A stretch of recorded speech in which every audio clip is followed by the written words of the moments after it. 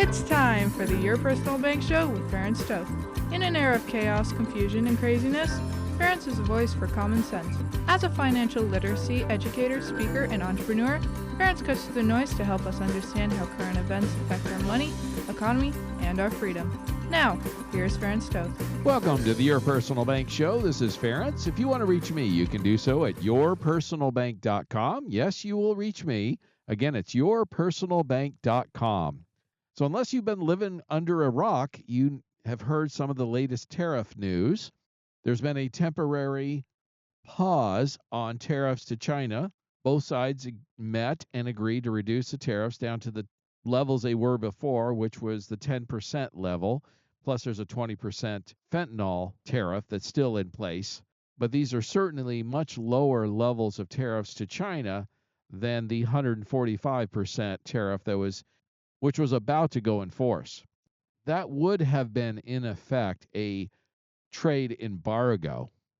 So Wall Street certainly was relieved. A lot of business people, a lot of small business owners were relieved that there was a pause on the high tariffs and that both sides are negotiating.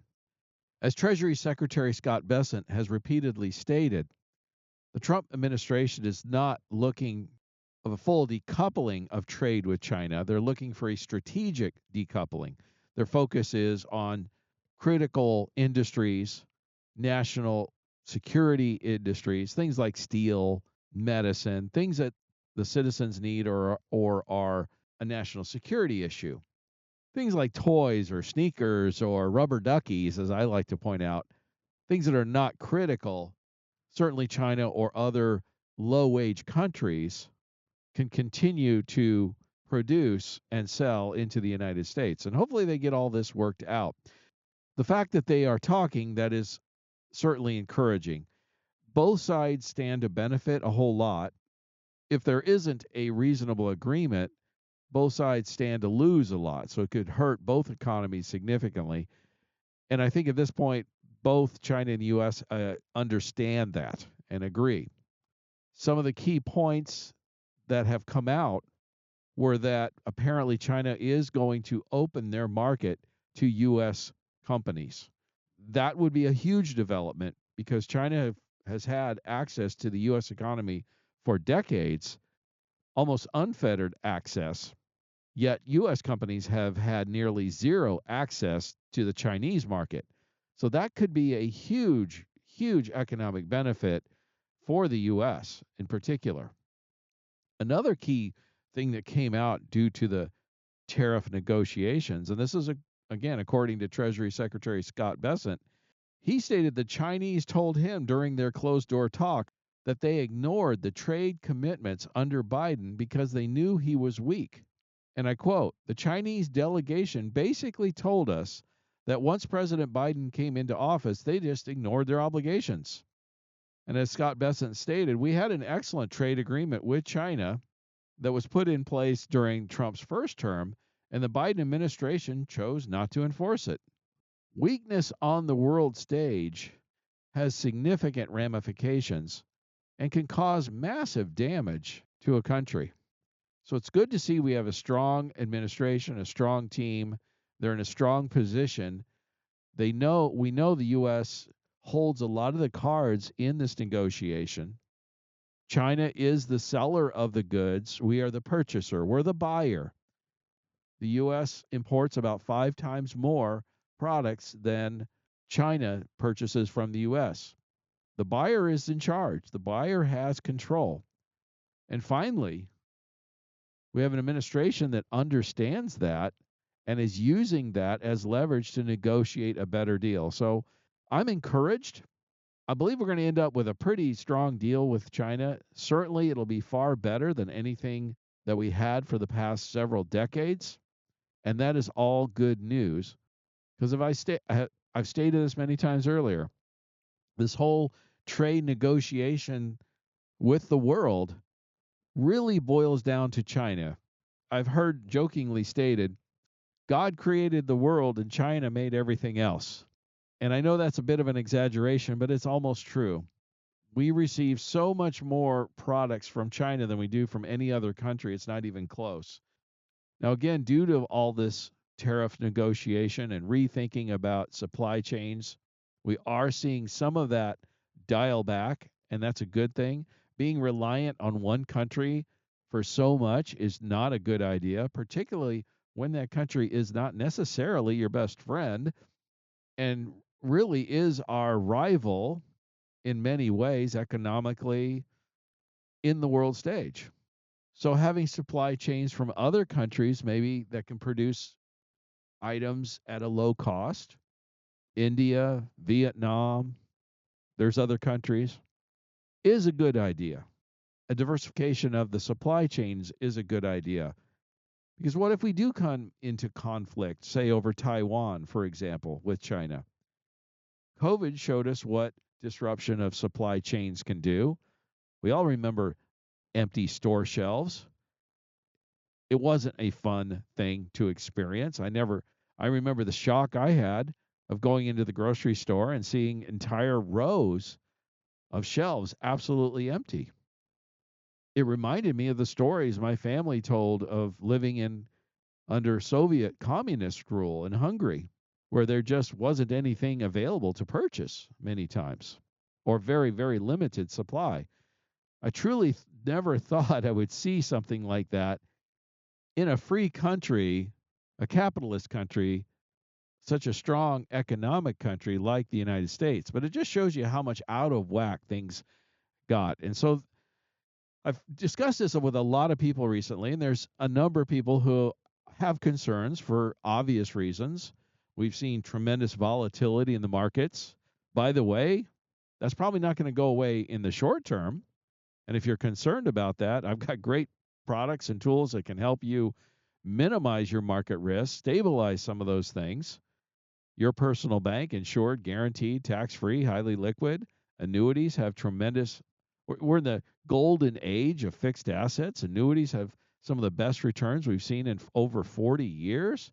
Tremendous upside potential. I have folks that made over 20% in their annuities last couple of years, in fact, yet no downside risk. Tremendous tools that can minimize or reduce or even eliminate your downside market risk. So if you want more information on these things, contact me at yourpersonalbank.com. But the point, getting back to the point about the discussion and the concerns that people have, and again, they're valid. And they bring up the concerns about reshoring manufacturing and all this turbulence of all the change of tariff policy being renegotiated literally across the world. And I always come back to this same point with them. I listen to their concerns, and again, they're valid. But it comes down to one point I bring up, and it's this. With the debt we have as a country, with the situation of not being able to produce the antibiotics needed for our people, with the fact that shipbuilding or high-end computer chips we need for our weapons of war to protect ourselves, we can't produce those ourselves, which is a national security issue. These are all things that cannot continue. We can't keep going down the same path. Something has to change. And that's a point that I have received universal 100% agreement. Everyone, even those that are the most concerned about the tariff policies and the negotiations and everything that's going on, the uncertainty, everyone I've spoken to so far has agreed that, yes, the path we were on is unsustainable. So my point to them is, yes, even Trump himself has said there's going to be a period of transition. There's going to be some short-term pain, but for long-term gain. Then the question always comes back is, well, are Americans strong enough, resilient enough to weather that storm? The point I make at this is it really depends on your perspective and where you're coming from. About half the country has prospered under the system we've been under for the last couple of years. About half the country has prospered with the economic system that's been in place for the past several decades. The other half of the country has not. In fact, they've been in recession or even depression for decades now. So for them to make this change, it's no big deal. They're like, what's the difference? Again, I hark back to go to nearly any small town or rural area in America, and you'll see economic devastation. You'll see towns and small cities that are a hollow shell of what they used to be. The manufacturing jobs, the good paying jobs, etc., that used to be there are gone. You'll find empty factories just sitting there. So, my point is this: that's the half of the country that's been suffering for decades. The Trump administration is taking active steps to alleviate that, rectify the situation, and change course. It's much needed. So, yes, those that have thrived in the economic scenario, those that have thrived in the economic system that we've had, may suffer. Other half of the country's been suffering for a long time. So, what's another year or two of it? For them, it's not really going to be any difference, is it? And now there's some hope for the future of something better.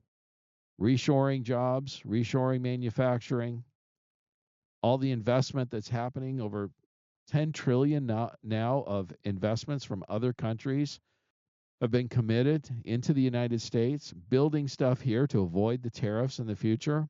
These are all good things. No one can argue with that. The question again is, how long will it take for that transition? And what side of the coin are you on? Are you on the what many people refer to as the laptop class? I certainly am in that realm. Yet I grew up in a small town on a farm. Still have friends and family that live in small towns in rural middle America. And I remember what it was like, and it hasn't changed much for decades. I've got the perspective of both sides, and not everyone does. And that's the thing that I think a lot of people are missing. It's half of America. By the way, many of those are the ones that voted for Trump because they wanted change, and they're getting the change they voted for, or at least he's attempting to do it. We'll see how it all works out. But those that can't understand why somebody would support and vote for Trump and vote for change don't understand half of America and what it's like to live in a small town or rural area that's been devastated economically for decades. Get to know some of those people, and you'll start having a much better understanding. Stay tuned in the next segment. We've got some information about the jobs numbers that I think you're going to find very, very interesting. Stay tuned for more common sense from Ferens. For more information, contact Ferens at 866-268-4422 or yourpersonalbank.com. That's 866-268-4422.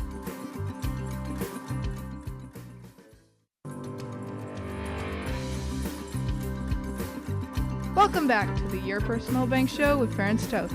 Want more information? Contact Ferens at 866-268-4422 or yourpersonalbank.com. That's 866-268-4422. Now back to the show with Ferens Toth. Welcome back to the Your Personal Bank Show. This is Ferens. If you want to reach me, you can do so at yourpersonalbank.com. Yes, you will reach me. It's yourpersonalbank.com. So it turns out that the Labor Department has now admitted that hundreds of thousands of jobs during the Biden administration that were reported were fake. I discussed that several times on this show, where the numbers that the Biden administration, Department of Labor, was putting out just didn't add up. It didn't make sense. In fact, it's now stated the Biden administration claimed to have added almost 400,000 jobs from July through September of 2024. Yet the new data now confirms that none of those jobs ever existed. Folks, they just lied. I mean, you can paint the picture any way you want to paint it, but the reality is, the fact of the matter is, they lied. So therefore, those 3 months, the middle of 2024, instead of adding almost 800,000 jobs during the middle of 2024, the economy, it turns out, actually lost 160,000 jobs. So the shift, or the difference over a 3-month period, is almost 1 million jobs. That is a significant difference. Now, ironically, it wasn't that long ago, if you remember, the Biden administration kept telling us, and the legacy media, that we had one of the strongest economies in history. One of the reasons they were stating that is they were pointing to these jobs numbers, which it turns out were fake. We had a hunch, many of us, including myself, that something was wrong. It didn't add up. It's where there's smoke, there's fire, if you know what I'm trying to say. Now, fortunately, the majority of voters weren't fooled by this. They may not have understood all the details and all the numbers. They just knew in their gut something was wrong. They trusted their intuition. It didn't matter how many government bureaucrats or media headlines told them that things were good. All they had to do was go to the grocery store or the gas station and look at their bank account balance, and they realized things weren't so hot. And in fact, credit card debt, for example, during that time frame in 2024 exploded to all-time highs of over $1.2 trillion. The legacy media and government bureaucrats should learn a lesson from this, but I don't think they will. You can't tell people to not believe their lying eyes, so to speak. They know the prices of things were going up. The economy was slowing down. There was not a lot of good things going on. Inflation was still higher than was being reported because they could feel it in their wallet. They could see the prices of things going up. Yet they were being told something else, which means they were getting gaslit, which is a nice way of saying they were being lied to. We were being lied to.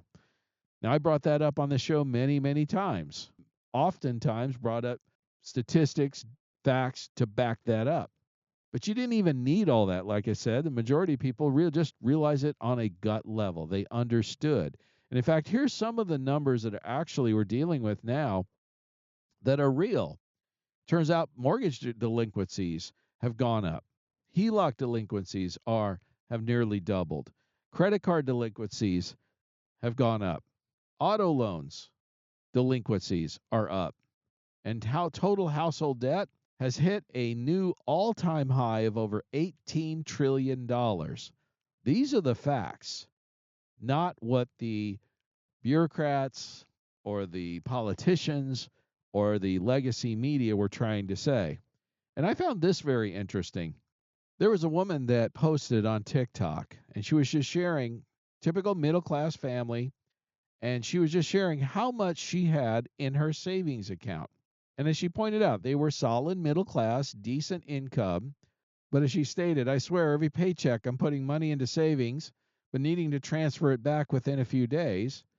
As soon as we have a little bit of extra money, there always seems to be something. We need new tires, or the kid needs braces, or groceries are more expensive than they ever were. And her question came in. She goes, at some point, something has to give. What's going on? How do I save money? This message went viral. There was a ton of people that shared a number of personal stories that I find very illuminating. One person who responded said, "I used to freak out if I had under $10,000 in savings. Now I'm happy if I have over $150 in savings." Another one said, "We make almost $100,000 a year, yet have no savings. It's always something."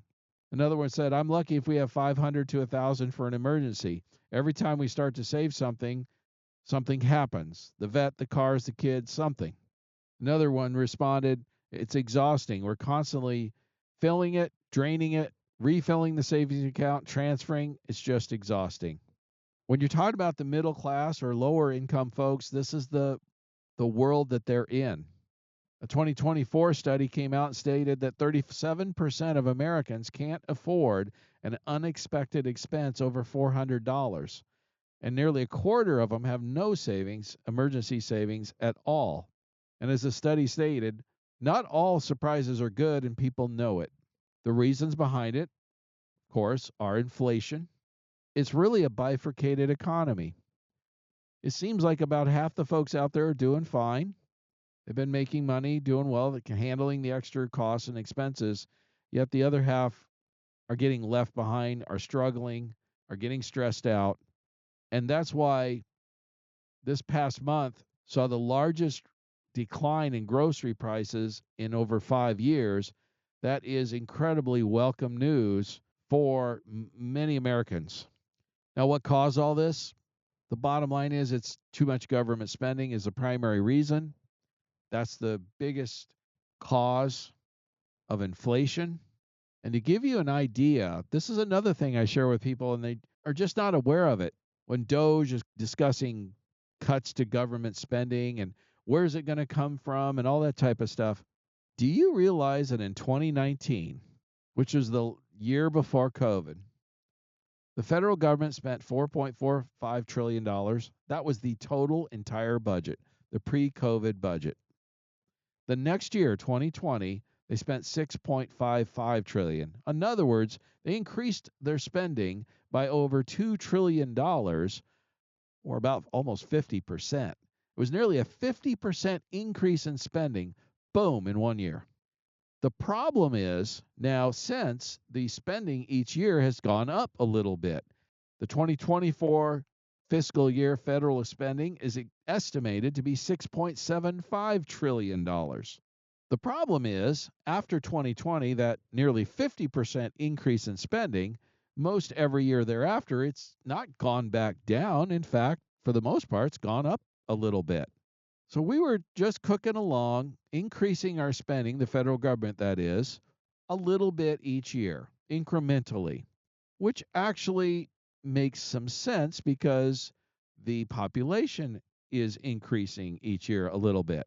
For example, I saw a study that stated that government spending in the past 4 years has increased 53%, yet while the population in the past 4 years has increased 2%. If we had some fiscal responsibility, the federal spending should have increased about 2%, roughly equal to the population increase. There's no reason for it to increase 50%.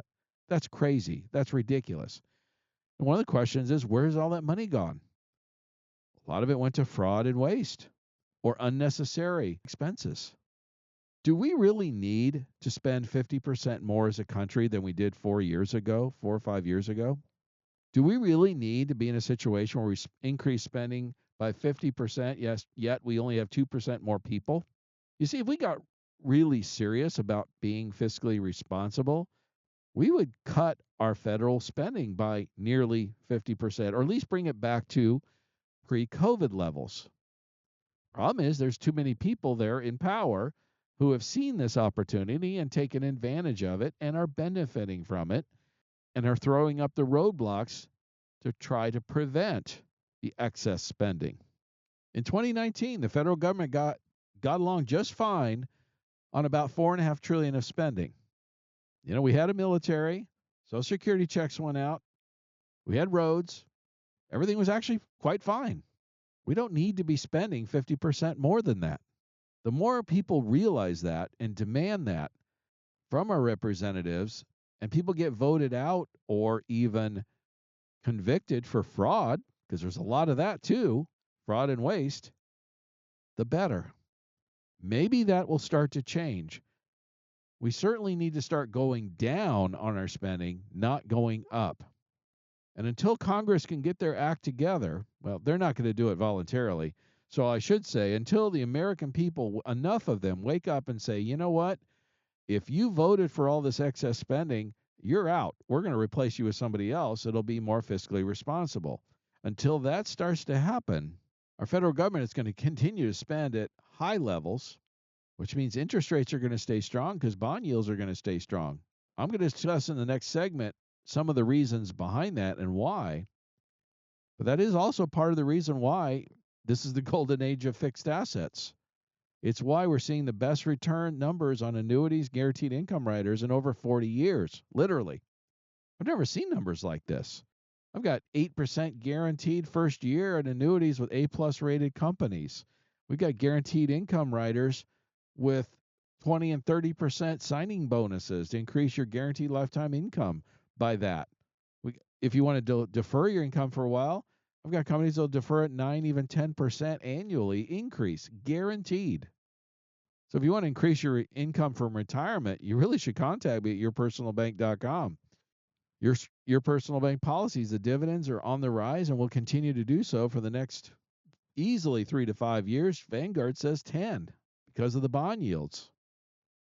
We've never seen anything like this. So not only can you increase your returns like you've never seen with fixed assets, you also can reduce or eliminate your market risk bring a little peace of mind into your life and not have to deal with or be concerned or worried so much about all this volatility, all this change that's happening while all this tariff negotiation and all this tariff negotiation occurs. If you want more information on it, contact me at yourpersonalbank.com. I'm going to share in the next segment some of the reasons why interest rates are going to continue to be strong much longer than most people even realize. Stay tuned for more common sense from Ference. For more information, contact Ference at 866-268-4422 or yourpersonalbank.com. That's 866-268-4422.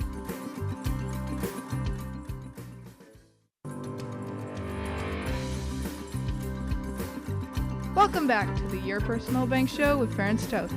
Want more information? Contact Ference at 866-268-4422 or yourpersonalbank.com. That's 866-268-4422. Now back to the show with Ference Toth. Welcome back to the Your Personal Bank Show. This is Ference. If you want to reach me, you can do so at yourpersonalbank.com. Yes, you will reach me. It's yourpersonalbank.com. So one of the questions I get all the time is, what do you think about interest rates? Certainly they're higher than they were in the past decade. The Federal Reserve at this point is really not showing any signs of reducing those anytime in the near future. What do you think is going to happen? Well, the biggest factor behind interest rates being strong where they're at has to do with bond yields. Now, you have to understand a little bit about bonds to understand why. So I'm going to take a minute or two just to bring you up to speed if you're not that familiar. So what is a bond? A bond is a debt instrument. It's a product that's sold by the U.S. government, corporations, much like a CD is sold by banks. In other words, if you purchase the bond, the corporation or the government is promising to pay you a certain interest rate for a certain period of time. Again, much like a CD. Government bonds are sold in time frames anywhere from about 4 weeks to 30 years and everything in between. And here's where the big issue lies. We all know the government doesn't pay down debt. In fact, they're still spending more than they receive. Again, the estimates for fiscal year 2024 is $6.75 trillion of spending. The previous year, the federal government brought in about $4.5 trillion in revenues. That puts us at about $2 trillion in deficit spending, or in other words, the government's spending about $2 trillion a year more than it receives. It's been doing that pretty much since COVID, so this would be the 5th year in a row that it's had $1 trillion plus deficits, or spending $1 trillion or more than each year than it receives. We've never seen this kind of level of spending relative to GDP, gross domestic product, since World War II. In fact, we're above that level now. So when an entity or an individual purchases a bond, let's use government bonds as an example, simple to understand, supply and demand comes into play on these purchases just like everything else. In other words, what most bond buyers are institutional investors. They're pension funds, sovereign wealth funds, insurance companies.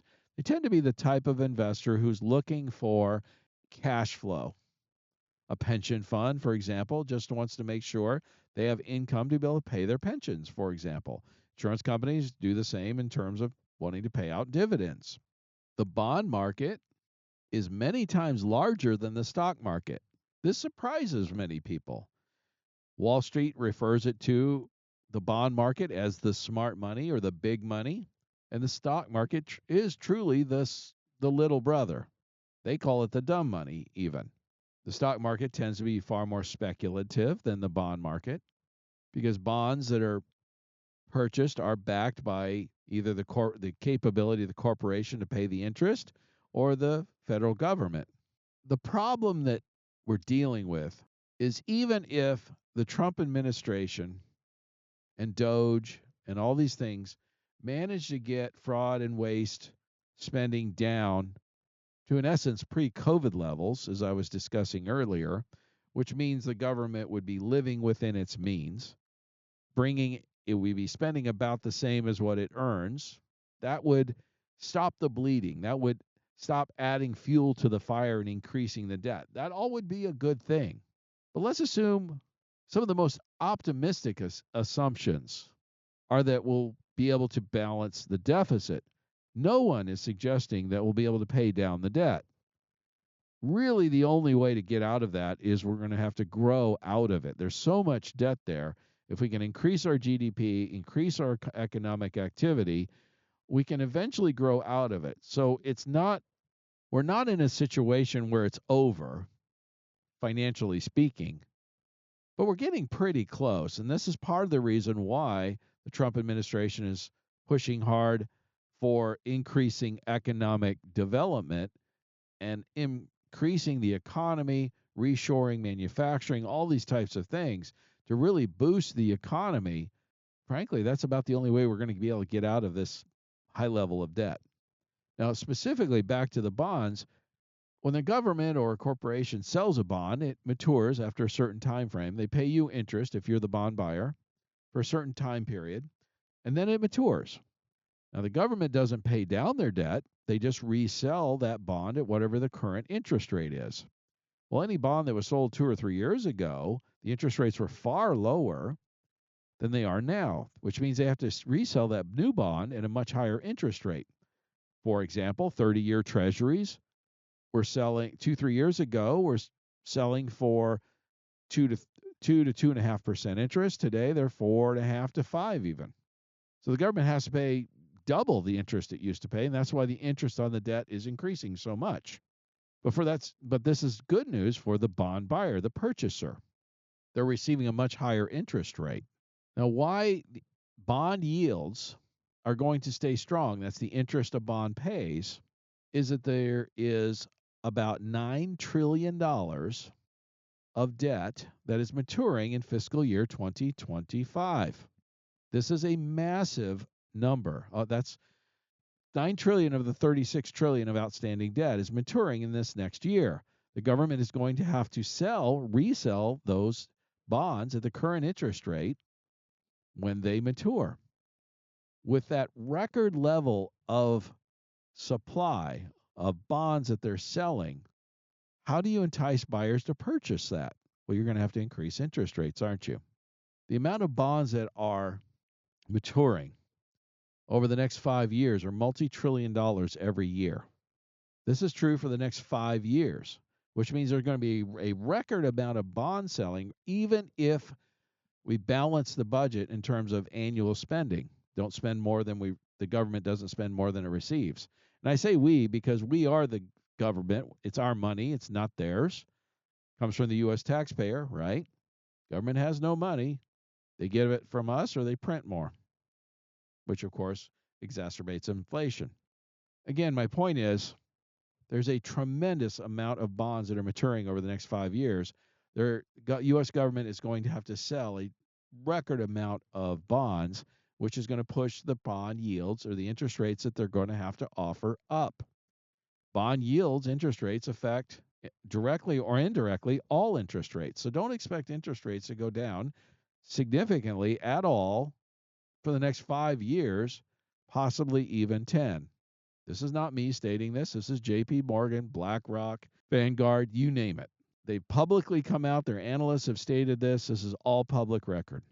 Not only did the government spending over the past several decades cause this problem of debt, but the Biden administration, on top of it, Treasury Secretary Yellen and the Biden administration really threw our country for a loop in terms of the maturity dates. In other words, what they should have done when interest rates were historically low and they were able to sell bonds and only have to pay really low interest rates, they should have sold a lot of long-term bonds. They didn't. They sold a bunch of short-term stuff. It's like when interest rates are down, you have the opportunity to refinance your mortgage at a low rate and you don't do it. Or you do it, but you do it in a short-term variable rate mortgage. Well, that's just stupid. It's completely financially idiotic what they did. I was discussing this, and a few people, I didn't hear this a lot, but a few that understood what was going on were screaming from the rooftop saying, this is ridiculous. Don't be selling short-term stuff at the lowest rates in history. Sell long-term bonds. But they didn't. So they really put us in a financial bind. It's not just the debt, folks. It's not just the total amount of debt, but it's the fact that so much of it is maturing in the next 5 years. It's a ridiculous amount. This is going to keep bond yields and interest rates on the higher end. Again, you can benefit from this. Your personal bank, dividends, and annuities are all impacted by bond yield rates, because that's what insurance companies invest a lot of their money in. Pensions, guaranteed assets, you name it. That's why it's the golden era of fixed assets. If you want more information, best numbers we've seen in 40 plus years, contact me at yourpersonalbank.com. The last piece on this with the bonds I want to share is where some confusion often comes in. You'll see articles discuss where bond values have dropped. The key thing to understand here is unless you're a bond trader, you don't really care. If you hold the bond to term and you purchased it for the cash flow, you don't really care what the value of it is. You just want the interest from it. A bond trader is concerned about values because a bond that was sold a few years ago or purchased a few years ago, and let's say you were getting 2.5% on this 30-year treasury, and today you get 4.5 or 5. Well, obviously the bond that pays 4.5, 5% is worth far more than one that pays 2 or 2.5%, right? So of course the value of that bond is going to decline, and significantly so. But again, understand, insurance companies buy these bonds and hold them to term. They're purchasing them for the cash flow. They're not purchasing them for the value. So don't get confused by the difference of bond yields versus bond values. High bond yield is good for the buyer. Higher interest rates earn more cash flow. Bond values are only important if you intend to sell that bond. For most people, the best thing to do, because they don't have the understanding or time or the funds to invest heavily into bonds, typically takes a significant amount of money to do this. It's an institutional type of market. A lot of institutional investors take advantage of what insurance companies have done for decades and decades. Some of them for well over 100 years, where they've never missed a dividend ever. I have 3 companies that never miss a dividend since literally before the Civil War. I mean, that's powerful. And the dividends are on the rise, will continue to be so, most likely for the next 3 to 5 years, if not longer, because of these higher bond yields, because of the government debt and all these bonds maturing and them having to resell these bonds at the higher interest rates, which will create demand for them to pay higher interest rates to sell them. It's not like the government has a choice and say, well, we're just not going to sell these bonds that are matured. No, they have to resell them, and they have to sell them at whatever the market rate is. So the pressure to the upside is going to continue strongly for the next 5 years at least. This is a pretty safe bet here, folks, and a great opportunity, something like we have not seen in 40 plus years. So you can reduce your market risk. You can get peace of mind. It actually probably increase your returns, frankly. With the numbers we're seeing now, a lot of projections are the fixed assets likely will outperform the stock market returns, certainly like S&P 500, et cetera, for the next decade. I don't know if that's going to be true for the next decade, if enough of this economic activity happens. It remains to be seen what's going to happen, but certainly we're facing some volatility in the shorter term. That's almost a certainty. While we're in this transition period, you don't have to ride the roller coaster. If you want to get off this ride, contact me at yourpersonalbank.com. I'll show you some options. I think you'll be very pleased. It's certainly worth taking a look at. Stay tuned to the last segment. I got some things about property taxes that I think you'll find very interesting. Stay tuned for more common sense from Ference. For more information, contact Ference at 866-268-4422 or yourpersonalbank.com. That's 866-268-4422.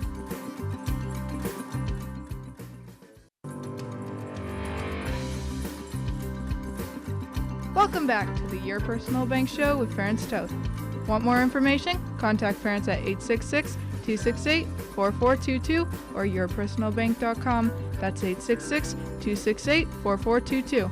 Now back to the show with Ference Toth. Welcome back to the Your Personal Bank Show. This is Ference. If you want to reach me, you can do so at yourpersonalbank.com. Yes, you will reach me.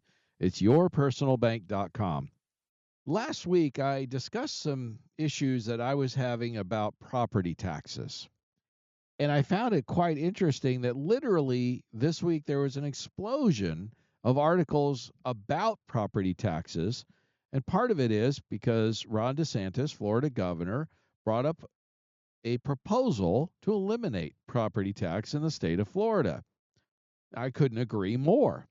In fact, property taxes are probably one of the most anti-American dream taxes ever levied on American homeowners. The logic of it is clear. It's clear and simple. Once you pay for something, there should be no more taxes. It should be yours. If you purchase a property and then you have to keep paying property tax for the land beneath the property, therefore, that is property that is not technically owned but leased. Because if you don't pay the property tax, they're going to take it away from you, right? So you're renting it or leasing it. By the way, that's not disclosed at the sale. It's not in any purchase contract. And if it was, if you purchased something like that and you found out you didn't own it but you leased it, well, that contract would be illegal and null and void. And that's why some people are calling for there should be a federal law passed making it legal for any state to take money from homeowners and then take possession if they can't pay the property tax. I've seen a number of cases where somebody's lived in their home for 30 years or more, and in that time frame have paid as much or nearly as much in property tax than what they originally paid for the home. That could be known as or called an unrealized capital gain. And unrealized capital gains, at least at this point, are not supposed to be a thing, but they are. Property tax, if you think about it, is really nothing more than you paying for an unrealized capital gain because you're paying tax on an asset you didn't sell. You're only paying more in tax because it increased in value. By definition, that's unrealized capital gains. If you have to keep putting up money, you don't really own it, do you? As Governor DeSantis stated, if I go and buy a TV, I pay sales tax, but I don't keep paying taxes on it year after year. And he's correct. And if you look at this from a constitutional perspective, you find it's quite interesting. If you look at the Constitution and the Federalist Papers, you're going to note that the Founding Fathers were very cautious about direct taxation. They preferred indirect taxes, which allowed individuals to choose their tax burden through consumption. In other words, they would have been they were far more in favor of, say, a sales tax because you only pay tax on the purchase of an item and you can choose not to purchase that item. So you have decided to pay the tax. Where if you have property tax, that is a direct taxation. They happen to be very inefficient and burdensome. And for long-term homeowners, it contrasts with the idea that owning property should mean freedom from ongoing government claims. Property taxes fly directly in the face of the whole principle of the Revolution, the direct Declaration of Independence, and the U.S. Constitution. Now, one of the questions that always comes up is, well, if we reduce or eliminate property tax, how are we going to pay for the roads and the schools and all that type of thing? I've shared this often. I've done a fair amount of traveling in the past few years due to the radio show expanding, which I very much appreciate, meeting clients around the country, promoting the radio show. And I've got to say, in many of the states, in the majority of states around this country, the roads you drive on, I have never seen them worse. I've never seen roads in such bad condition, yet property taxes at the same time for many states and local municipalities have never been higher. The fact that real estate values have gone up approximately 50% in most parts of the country in the last 4 years or so means their property taxes have increased at a similar rate. So these states and counties and municipalities are receiving more money than ever from property tax, yet the infrastructure is markedly worse in most places, and the ones where it's not worse is probably somewhere about the same. So what does that tell you? It means they're not being efficient. It means property taxes, the revenues are being wasted. And this is starting to become a bigger and bigger issue as the property tax rates keep increasing due to the fact that the property values have gone up so much. Many counties have seen tax revenue increases of over 50%. And now many are demanding rollbacks, or even this may be the opportunity of getting rid of what I believe to be an unconstitutional tax on property owners. At the very least, a good starting point would be a homestead. In other words, a personal residence homestead should not be subject to property tax. Again, it goes in direct violation of the intent of the founders.